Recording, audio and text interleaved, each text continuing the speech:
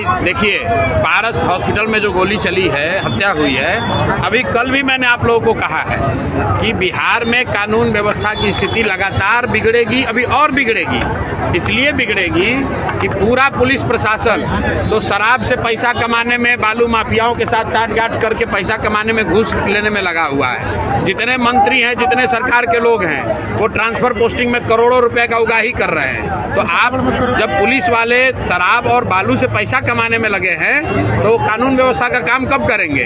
तो ये स्थिति न सिर्फ अभी बिगड़ी है, आगे भी बिगड़ने वाली है। सरकार का इकबाल खत्म हो गया है। नीतीश कुमार मुख्यमंत्री के तौर पर काम नहीं कर रहे हैं, उनकी शारीरिक मानसिक स्थिति ऐसी नहीं है। ये बात पिछले कई महीनों से मैं कह रहा हूँ। परिवार का मुखिया, सरकार का मुखिया ही जब अचेतन अवस्था में रहेगा तो निश्चित तौर पर यह स्थिति होगी। ये स्थिति और भयावह होने वाली है। किसान अभी इस समय जो होते हैं फ्री होते हैं, इसलिए अपराध बढ़ रहा है। अब एडीजे लॉ एंड ऑर्डर को अगर ऐसा लग रहा है कि किसान जो है वो फ्री है इसलिए अपराध कर रहा है, तो ये उस अफसर की मानसिकता को दिखाता है, सरकार की मानसिकता को दिखाता है और ये बताता है कि बिहार में स्थिति दिनों दिन क्यों खराब हो रही है। जिम्मेवारी लेने के बजाय, अफसरों पर कार्रवाई होने के बजाय अफसर समाज पर, किसानों पर, मजदूरों पर इसका दोषारोपण कर रहे हैं। पारस हॉस्पिटल में जहां पर ये हत्या हुई है वो कोई किसान जाकर थोड़ी ना मारा है। वीडियो जारी हुआ है, देख लीजिए। बाजाप्ता लोग 5 गन लेकर जा रहे हैं और जींस पैंट से और शर्ट से निकाल कर मार रहे हैं। और एडीजी लॉ एंड ऑर्डर को किसान खेत में रोपनी करने वाला दिख रहा है तो उनको आंख की जांच कराने की जरूरत है। खान साहब ने कहा है कि शराबबंदी की बात करने वाले लोग बेशर्म हैं। अब ये खान साहब का अपना ओपिनियन हो सकता है। कल प्राइम मिनिस्टर मोतिहारी आ रहे हैं, क्या कुछ कहेंगे आप? क्या डिमांड है? प्राइम मिनिस्टर साहब मोदी जी चौथी बार आ रहे हैं। हर बार पिछले 3-4 महीने से मैं यही कह रहा हूं कि मोदी जी को बिहार में ये बताना चाहिए कि हम लोग की शिक्षा व्यवस्था कब सुधरेगी।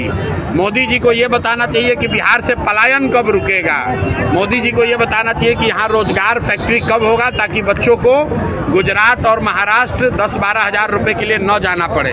बाकी की जो बात कर रहे हैं मोदी जी, एक ट्रेन दे देंगे, एक रोड बना देंगे, इसकी हम लोग को जरूरत नहीं है। ये हम लोग सब अपने से कर सकते हैं। हम लोग के बच्चों के लिए रोजगार होना चाहिए, पलायन बंद होना चाहिए। 2 रुपया कम मिले लेकिन बच्चे अपने परिवार के साथ रह सके, लोग अपने परिवार के साथ रह सके, पढ़ाई कर सके, रोजगार कर सके। लोगों की ये इच्छा है। और आपने अभी सभा में देखा, मैंने पूछा भाई अगर वोट बिहार का है तो फैक्ट्री कहाँ लगना चाहिए? लोगों ने कहा बिहार में लगना चाहिए।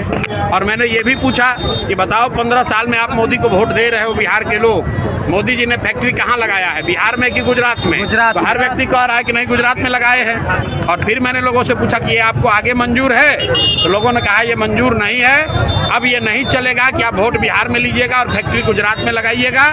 बिहार में बदलाव होगा, बिहार में जनता का राज होगा, बच्चों के लिए शिक्षा रोजगार होगा।